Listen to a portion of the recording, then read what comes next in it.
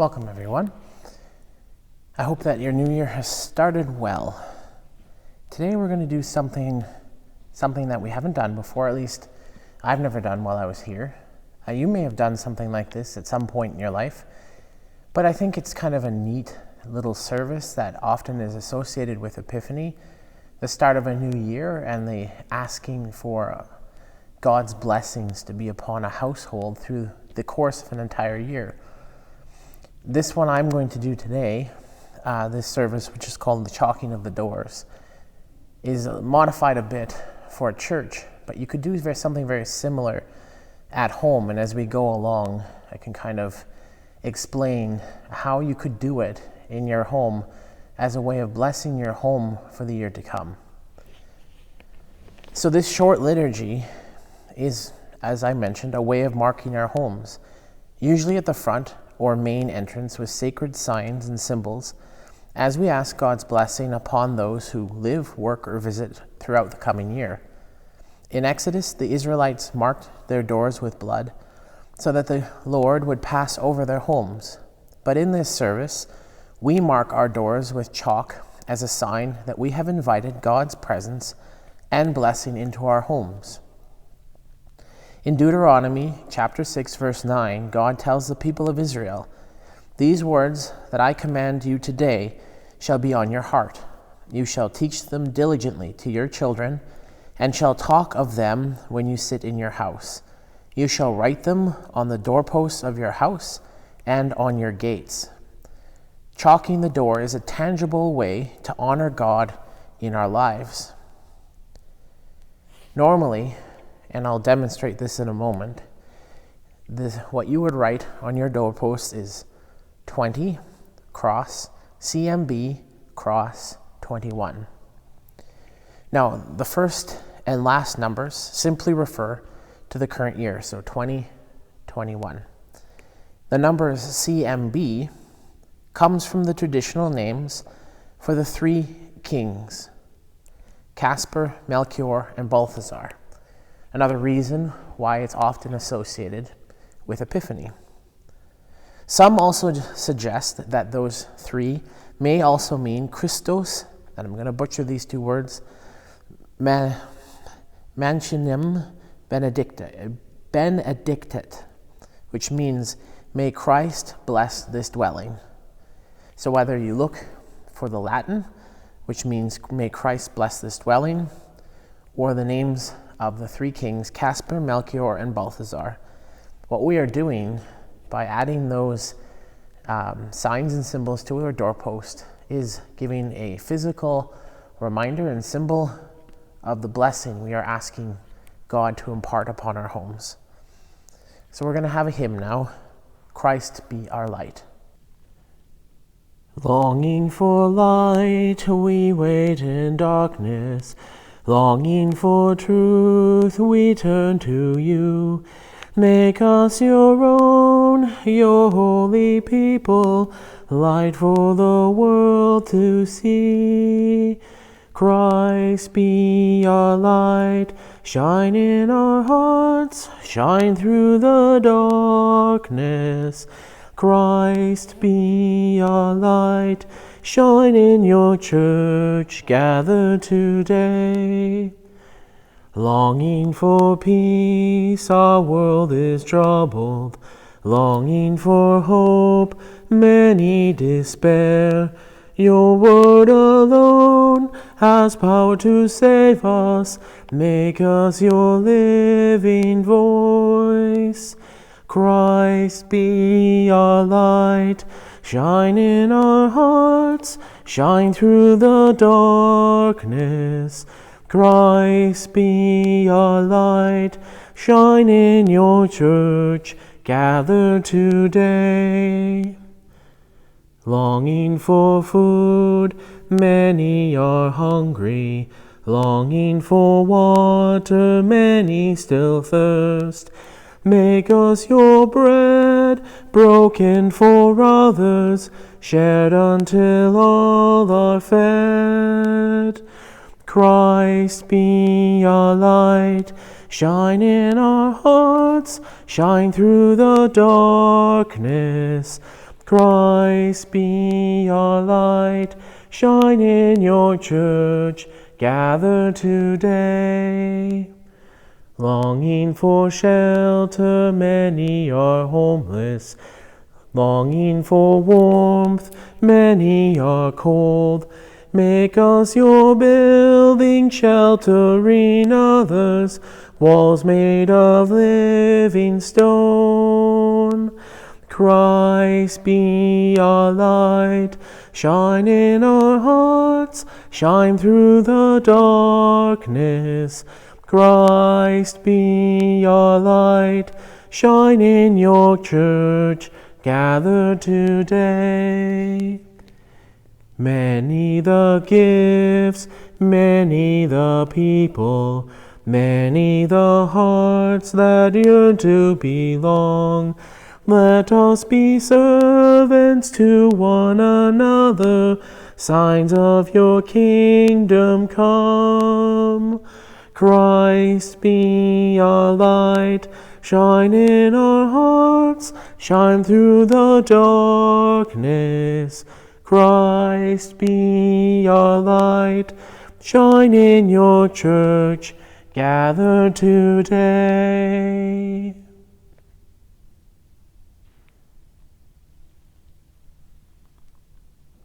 So as you begin, if you choose to chalk your own doors and offer or ask God for a blessing throughout the year, you can use something of what I'm about to do. Peace be to this house and to all who enter here. By wisdom a house is built, and through understanding it is established. Through knowledge its rooms are filled with rare and beautiful treasures. That comes from Proverbs 24, verses 3-4. And a reading from John chapter 1, verses 1-4, verse 14 and verse 16. In the beginning was the Word, and the Word was with God, and the Word was God. He was in the beginning with God. All things came into being through him, and without him not one thing came into being. What has come into being in him was life, and the life was the light of all people. And the Word became flesh and lived among us, and we have seen his glory, the glory as of a Father's only Son, full of grace and truth. From his fullness we have all received grace upon grace. The inscription is as follows. The Magi of old, known as Caspar, Melchior, and Balthazar, followed the star of God's Son who came to dwell among us. 2021 years ago, Christ blessed this house and remain with us through the year. So that's the inscription that you can use over the door frame of your house if you wish to bless your home this year. Now we're going to do something called a procession through the church, wherein we will kind of ask for God's blessing on a lot of the principal parts of the church. We're not going to go to every room, but kind of the main areas of the church. This is something that you can actually do at home. It kind of goes like this. So I'll give you the example that I'll use when we move into the narthex area. It goes, Christ bless this narthex, Christ bless this narthex. Christ bless this narthex, Christ bless this narthex. O Christ, bless this place of welcome to your word. You can easily adapt that to your home and say something maybe like this, Christ bless this kitchen. And you repeat that the 4 times. And then you would end by saying something like, O Christ, bless this place of preparation and of food and a place of fellowship and community. Even if it's just within your own household, whatever it might be, the kitchen and the place we eat is often central to who we are as a family unit or a community. I think being able to bless the house like this in a time when we've had to refocus on being home more and making that home central in our lives when so many of us are used to rushing off and going everywhere. is a really powerful thing to do. We're still going to be in this for a while, and the home is going to continue to have a really important part to play in our lives going forward. And the idea of asking God to bless the home in the midst of all of this, bless this place that is really our refuge. It shouldn't be looked upon as a prison, rather a refuge, a time of a place of safety where we can step away from the world, step away from a world that often feels quite fearful right now, and to know that God is with us and blesses that place is just that added knowledge that it really is a refuge and a place of rest, of recovering our strength, of finding peace, and knowing God lives and breathes and walks amongst us, even there, especially there. So I do encourage you, even if you don't do this, to find some way to bless your home. Find some way to renew that idea that God is there. That God is there, and it's not a prison, rather it's your home, it's a refuge, it's a place of safety, of love, joy, and this can help remind us of these things. So we're now going to do the procession through the church, blessing a few pieces of the church that are integral to what a church is. Between each piece, we'll sing together a verse from one of our hymns, hymn number 793. So we're going to make that tour through a little bit of the church and then end up back here in the sanctuary. Christ, bless this narthex. Christ, bless this narthex. Christ, bless this narthex. Christ, bless this narthex. O God, bless this place of welcome to your word. Be thou my vision, O Lord of my heart. Naught be all else to me, save that thou art. Thou my best thought by day and by night. Waking or sleeping, thy presence my light. Christ bless this nave. Christ bless this nave. Christ bless this nave. Christ bless this nave. O Christ bless this place of worship and praise. Be thou my wisdom, and thou my true word. I ever with thee, and thou with me, Lord. Thou my soul shelter, and thou my high tower. Raise thou me heavenward, O power of my power. Christ, bless this font.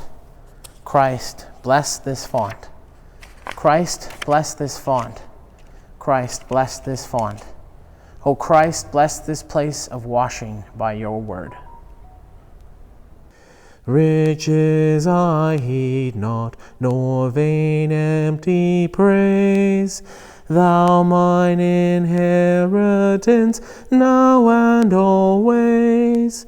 Thou and thou only, the first in my heart.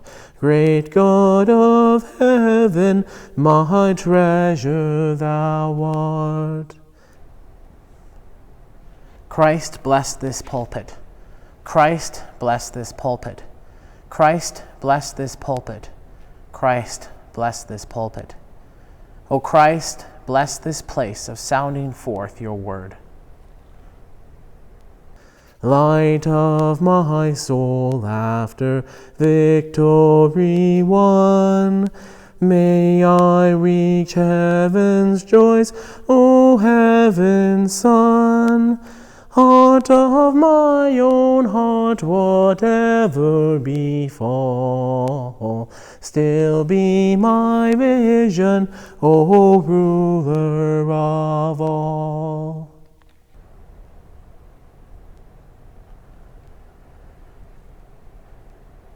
Christ, bless this table. Christ, bless this table. Christ, bless this table. Christ, bless this table. O Christ, bless this place of feasting on your life. May God's blessings be on your home this year and every year. And may you know it to be a place of refuge, of safety and strength, a place honored by God and made holy by God's love and the love that you share with all those who dwell there. Part of this Epiphany celebration of blessing of the home is also a reminder that as we are at the beginning of the year, we have a whole festival season of holy moments and sacred times awaiting for us. So the ancient church had a practice of announcing the dates of Easter, as well as other feasts and fasts that do not have fixed dates. Since the Epiphany is a fixed date feast, which is January 6th, and also the last major fixed date feast before we enter the Easter cycle, which is characterized by its movable dates, it was a convenient time to proclaim the date of Easter and other movable feasts and fasts. The proclamation, however, announces more than just dates. Ultimately, it proclaims the reality that our lives are to be lived in rhythm with and according to Jesus' life. So, dear brothers and sisters, the glory of the Lord has shone upon us and shall ever be manifest among us until the day of his return. Through the rhythms of times and seasons, let us celebrate the mysteries of salvation. Let us recall the year's culmination, the Easter Triduum of the Lord, his Last Supper, his crucifixion, his burial, and his rising, celebrated between the evening of the 1st of April and the evening of the 3rd of April, Easter Sunday being on the 4th day of April. Each Easter, as on each Sunday, the Holy Church makes present the great and saving deed by which Christ has forever conquered sin and death. From Easter are reckoned all the days we keep holy. Ash Wednesday, the beginning of Lent, will occur on the 17th day of February. The Ascension of the Lord will be commemorated on Thursday, the 13th day of May. Pentecost, the joyful conclusion of the season of Easter, will be celebrated on the 23rd day of May. And this year, the first Sunday of Advent will be on the 28th day of November. To Jesus Christ, who was, who is, and who is to come, Lord of time and history, be endless praise forever and ever. May God bless you and keep you in this year to come. Amen.